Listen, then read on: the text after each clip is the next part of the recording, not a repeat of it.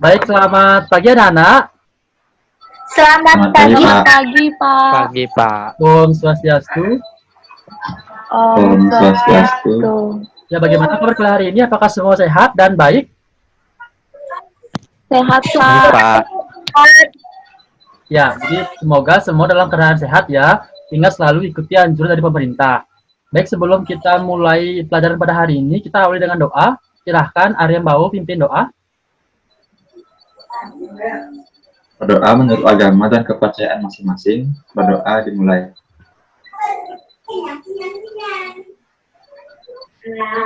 Berdoa selesai. Baik, terima kasih. Baik, sebelum kita lanjut, Bapak akan mengecek kehadiran kalian terlebih dahulu. Di sini sudah semua hadir, ada Arya Mbau, ada Henry, juga ada Aida, dan juga ada Tiara. Baik, pada kali ini, untuk memperlancar pelajaran kita, silakan bagi yang tidak bersuara bisa matikan mikrofonnya terlebih dahulu. Ya, terima kasih. Nah, karena minggu lalu Bapak sempat memberikan kalian tugas, apakah tugas tersebut ada permasalahan atau sudah semua jelas? Sudah jelas, Pak. Sudah jelas. Jelas, Pak. Ya, karena sudah semua jelas, berikutnya Bapak akan tampilkan PowerPoint, sedangkan kalian cermati PowerPoint berikut. Yang hari ini kita masih melanjutkan pembahasan di bab 2, yaitu garis dan sudut. Jadi sebelum kita memasuki pembahasan pada hari ini, Bapak akan sedikit mengulang materi pada minggu lalu. Jadi minggu lalu kita sudah belajar mengenai hubungan antara titik dengan garis. Nah, apakah dari kalian ada yang masih ingat bagaimanakah hubungan antara titik dengan garis ini? Saya, Pak. Ya, silakan Henry. Jadi, hubungan antara titik dengan garis dapat terjadi dalam dua kondisi. Yang pertama itu, titik terletak pada garis, dan yang kedua, titik terletak di luar garis. Titik disebut terletak pada garis apabila titik tersebut ada pada garis atau titik tersebut menjadi bagian dari garis. Ya, benar sekali yang dikatakan oleh Henry. Silakan kalian berikan tepuk tangannya. Bagus sekali. Ya, jadi Bapak harapkan semua siswa masih mengingat materi minggu lalu, karena itu sangat berguna untuk memahami materi pada hari ini. Nah, berikutnya Bapak akan tampilkan sebuah gambar kembali. Silahkan kalian cermati gambar berikut. Jadi ada lintasan renang, kemudian juga ada perempatan jalan, dan juga ada jarum jam menunjukkan pukul 12. Nah, dari ketiga gambar ini, menurut kalian informasi apa yang kalian dapatkan berkaitan dengan materi kita pada hari ini? Siapa yang bisa? Saya, Pak. Ya, silakan Arya Mbau. Saat jam 12 terlihat jarum panjang dan pendek bertumpuk, Pak. Terus lintasan renang lurus, Pak. Ya, bagus sekali yang dikatakan oleh Arya Mbau. Nah, tanpa kalian sadari, ketiga gambar ini merupakan contoh atau penerapan dari kondisi kedudukan dua garis. Jadi pada hari ini kita akan belajar mengenai kedudukan dua garis pada bidang latar yang sama. Yaitu ada sejajar, kemudian juga ada berpotongan dan ada berimpit. Jadi adapun tujuan pembelajaran kita pada hari ini adalah ini. Jadi bagaimana kalian nanti bisa menentukan dan juga mampu menjelaskan dari kedudukan dua garis tersebut.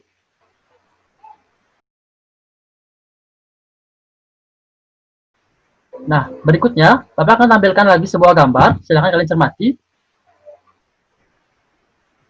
Nah, gambar pertama itu ada rel kereta api, itu digolongkan sebagai sejajar.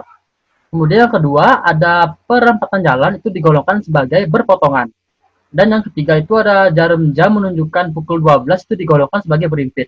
Nah, menurut kalian, kenapa gambar tersebut itu digolongkan seperti demikian? Ada yang bisa? Saya, Pak. Ya, silakan Henry. Jadi menurut saya kenapa rel kereta api itu dikatakan sejajar? Karena kalau kita gambarkan, kita akan bertemu dua garis lurus yang jaraknya sama, Pak. Ya, bagus sekali. Bagaimana untuk gambar yang kedua? Apakah ada yang bisa berpendapat? Pak.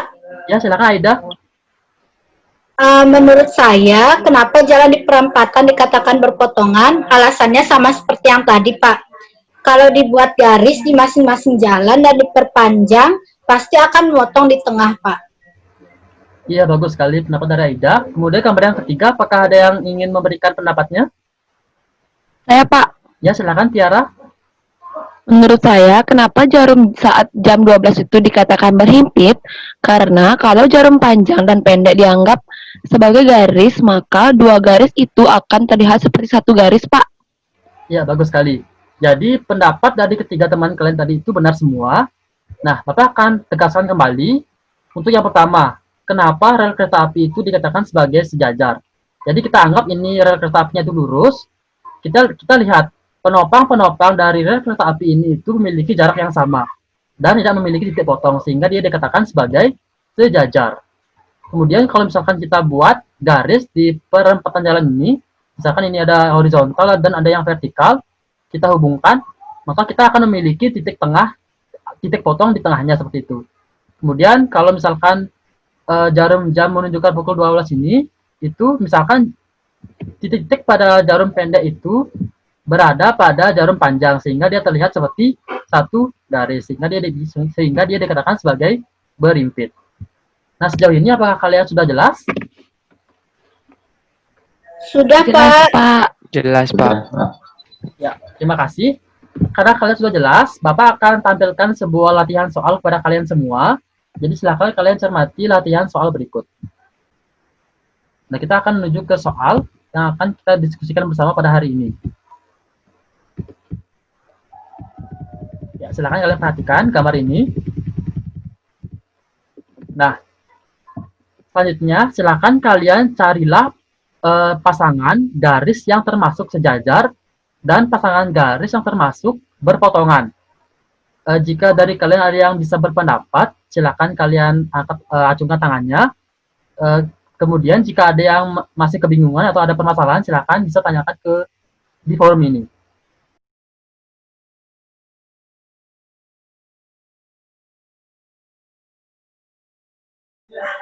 Baik, anak-anak, apakah ada yang memiliki permasalahan terkait masalah ini? Saya, Pak. Ya, silakan Aida. Begini, Pak, saya kurang mengerti untuk menentukan yang mana yang merupakan garis sejajar. Nah, untuk itu bolehkah saya geser garis S-nya agar posisinya mirip dengan garis Q? Ya, pertanyaan dari Aida sangat bagus. Bagaimana yang lain? Apakah ada yang bisa mencoba menjawab pertanyaan dari Aida? Saya, Pak. Ya, silakan Arya Baul. Menurut saya itu bukan menggeser, tapi lebih tepatnya diperpanjang. Karena makna tanda panah yang ada dapat diperpanjang ke kiri atau ke kanan. Ya, benar sekali apa yang dikatakan oleh Arya Baul. Jadi makna dari tanda panah ini adalah kita bisa memperpanjangnya ke kanan atau ke kiri, sehingga nanti akan ketemu dua garis ini akan sejajar. Nah, berikutnya apakah ada pertanyaan kembali mengenai permasalahan ada soal ini? Saya, Pak. Ya, silakan Hendri.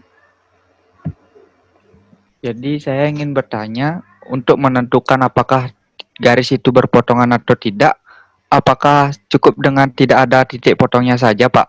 Misalkan garis R dan N, kan tidak terdapat titik potongnya. Jadi tidak berpotongan, Pak, ya? Ya, pertanyaan juga sangat bagus. Nah, coba sekarang kalian atau Hendri perpanjanglah garis R ini. Kira-kira apa yang terjadi? Apakah dia bisa memotong garis N? Saya, Pak. Ya, silakan Tiara. Menurut saya bisa, Pak. Garis R akan mengenai garis N, Pak, jika diperpanjang. Ya, bagus sekali. Nah, intinya untuk menjawab persoalan ini, silahkan kalian perpanjang garis salah satu garisnya seperti itu. Atau bisa kalian juga perpanjang kedua garisnya, supaya kalian bisa menentukan atau mampu menentukan kondisi apa yang terpenuhi dari kedua garis tersebut. Apakah dia sejajar, berpotongan, ataupun juga berimpit, seperti itu. Nah, untuk sejauh ini apakah kalian sudah jelas atau ada permasalahan kembali? Jelas, Pak. Karena jelas, Bapak akan tampilkan sebuah GeoGebra kepada kalian. Silakan kalian cermati GeoGebra berikut. Nah, ini adalah kondisi saat dua garis tersebut itulah sejajar. Jadi kita lihat bersama, dia tidak memiliki titik potong sama sekali. Dan dia memiliki jarak yang sama. Jadi kalau misalkan kita geser ya, kalau misalkan kita geser itu seperti ini, yang garis bawahnya. Nah, untuk kita mengetahui bagaimana kondisi saat dia berpotongan, kita bisa geser bagian atasnya. Ya, jadi terlihat ada satu titik potong di sini, jadi dia berpotongan, dua garis ini. Kemudian kita akan buat dia menjadi berimpit.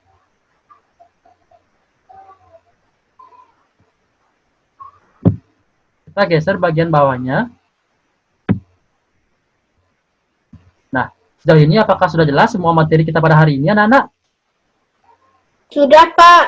Sudah Pak, sudah jelas. Sudah, Pak. Ya, bagus sekali. Nah, karena materinya sudah jelas dan kalian sudah memahaminya, kira-kira apakah dari kalian ada yang bisa menyimpulkan materi pada hari ini? Mungkin Henry bisa menyimpulkan? Baik Pak, jadi seperti yang Bapak sampaikan, kita hari ini belajar kedudukan dua garis pada bidang datar yang sama. Ada 3 macam, yaitu sejajar, berpotongan, dan berhimpit. Sekian Pak. Ya, terima kasih. Nah, pendapat dari Henry itu sangat bagus. Kemudian Bapak ingin bertanya kembali, kapan dua garis itu dikatakan sebagai sejajar, berpotongan, dan juga berhimpit? Mungkin Tiara bisa menjawabnya? Baik Pak, dua garis dinyatakan sejajar jika kedua garis terletak pada satu bidang datar dan tidak mempunyai titik perpotongan serta jarak selalu tetap. Sedangkan dua garis dinyatakan berpotongan jika kedua garis memiliki satu titik persekutuan yang disebut titik potong. Dan jika dua garis dikatakan berhimpit, jika setiap titik garis juga terletak pada garis lainnya, Pak. Ya, bagus sekali pendapat dari Tiara. Bagaimana ya, kalian apakah semua setuju dengan pendapat dari Tiara dan Henry? Setuju, Pak. Ya, baik. Bapak akan tegaskan kembali materi pada hari ini supaya kalian semakin mantap untuk memahaminya. Silakan kalian cermati. Nah, misalkan Bapak akan membuat garis ya, garis jajar, ini garis jajar.